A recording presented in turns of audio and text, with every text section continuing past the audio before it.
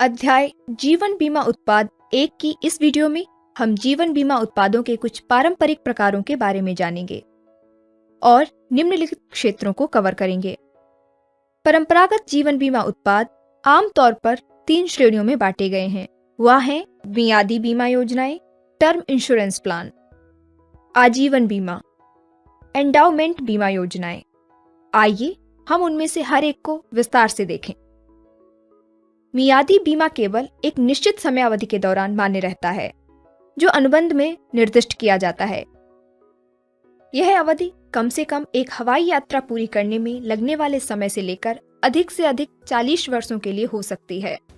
बीमा धारक को इससे कोई बचत या नकद मूल्य तत्व प्राप्त नहीं होता है। योजना केवल मृत्यु के लाभ प्रदान करती है और कोई उत्तरजीविता लाभ नहीं होता है। इस योजना की कुछ महत्वपूर्ण विशेषताएं हैं। प्रयोजन: यह जीवन बीमा के पीछे रहे मुख्य और मूल विचार को पूरा करता है, यानी अगर जीवन बीमा धारक की असामयिक मृत्यु हो जाती है तो उसके परिवार की देखभाल करने के लिए एक धनराशि उपलब्ध होगी। अपंगता: आमतौर पर मियादी बीमा पॉलिसी केवल मृत्यु को कवर करती है, तथापि जब इसे मुख्य पॉलिसी पर एक अपंगता संरक्षण राइडर के साथ खरीदा जाता है और अगर मियादी बीमा की अवधि के दौरान किसी व्यक्ति को इस तरह के महासंकट का सामना करना पड़ता है तो बीमा कंपनी लाभार्थियों बीमित व्यक्ति को भुगतान प्रदान करेगी। नवीकरणीयता: आमतौर पर प्रीमियम मियादी बीमा की पूरी अवधि के लिए एक निश्चित वार्षिक दर से लिए जाते हैं। परिवर्तनीयता: परिवर्तनीय मियादी बीमा पॉलिसियां पॉलिसी धारक को बीमा योग्यता का नया साक्ष्य उपलब्ध कराए बिना मियादी बीमा पॉलिसी को एक स्थायी योजना जैसी आजीवन योजना में बदलने या परिवर्तित करने की अनुमति देती हैं। मियादी बीमा का यूएसपी इसकी कम कीमत है, जो व्यक्ति को एक सीमित बजट पर जीवन बीमा की अपेक्षाकृत बड़ी राशि को खरीदने के लिए सक्षम बनाता है। अवधि बीमा के भिन्न रूप हैं, जैसे कि घटता मियादी बीमा। ये योजनाएं एक ऐसा मृत्यु लाभ प्रदान करती हैं जिसकी राशि कवरेज वाली अवधि के साथ कम होती रहती है। प्रत्येक वर्ष देय प्रीमियम एक समान बना रहता है। घटती मियादी बीमा योजनाओं को बंधक मोचन और ऋण क्रेडिट जीवन बीमा के रूप में बाजार में उतारा गया है। बढ़ता मियादी बीमा: यह योजना मृत्यु लाभ प्रदान करती है जो पॉलिसी की अवधि के साथ बढ़ती जाती है।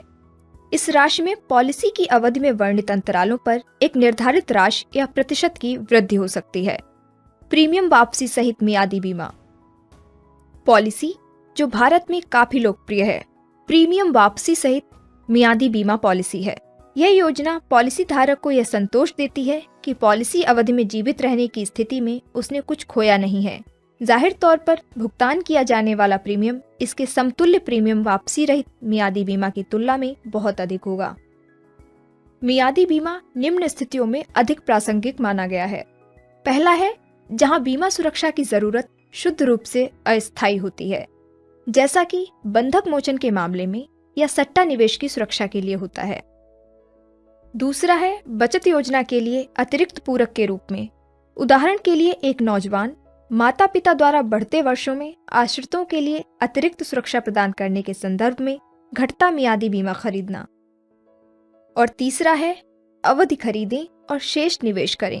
सिद्धांत के एक भाग के रूप में जहां खरीदार बीमा कंपनी से केवल सस्ती मियादी बीमा सुरक्षा खरीदना और प्रीमियमों में परिणामी अंतर को अन्यत्र अधिक आकर्षक निवेश विकल्प में निवेश करना चाहता है।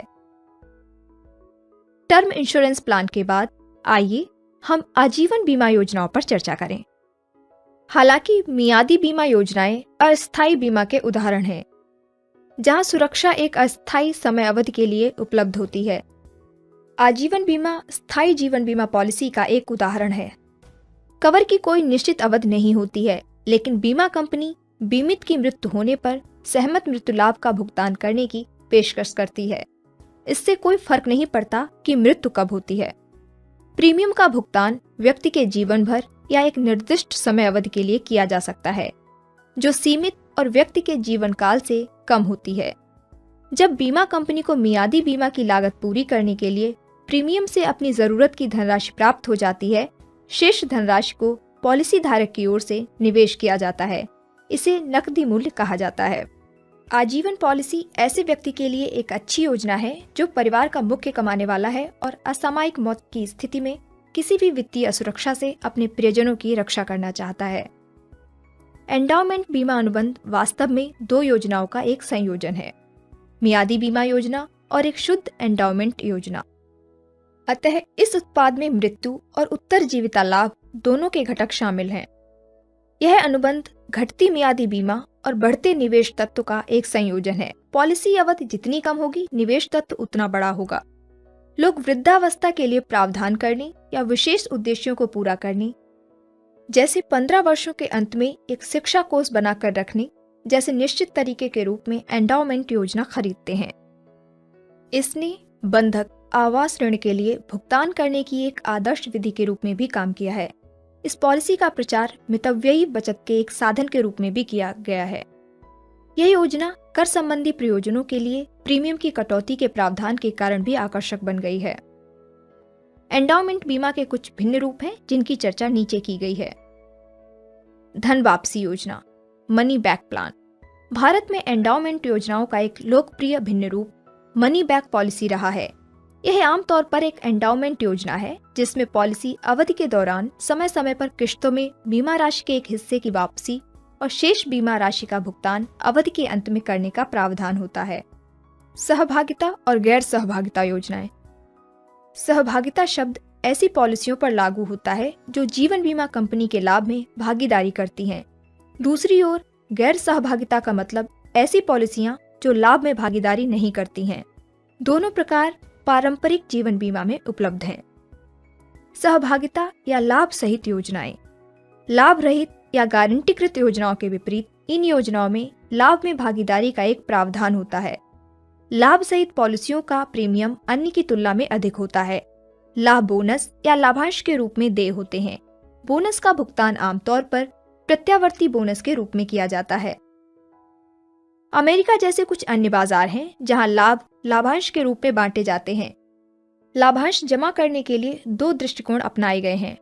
परंपरागत दृष्टिकोण पोर्टफोलियो विधि का था। यहाँ कंपनी के पास रखे पोर्टफोलियो पर कुल निवेश आय निर्धारित की जाती थी और सभी पॉलिसी धारकों को विभाज्य अधिशेष में उनका हिस्सा जमा किया जाता था। दूसरा दृष्टिकोण मौजूदा धनराशि विधि का है। यहाँ आय इस बात पर निर्भर करती है कि निवेश कब किया गया था और निवेश के समय क्या दर सुरक्षित की गई थी। मूल्यांकन में घोषित अधिशेष किए गए अनुमानों और मूल्यांकन बीमांकक द्वारा ध्यान में रखे गए कारकों पर निर्भर करता है। धन्यवाद।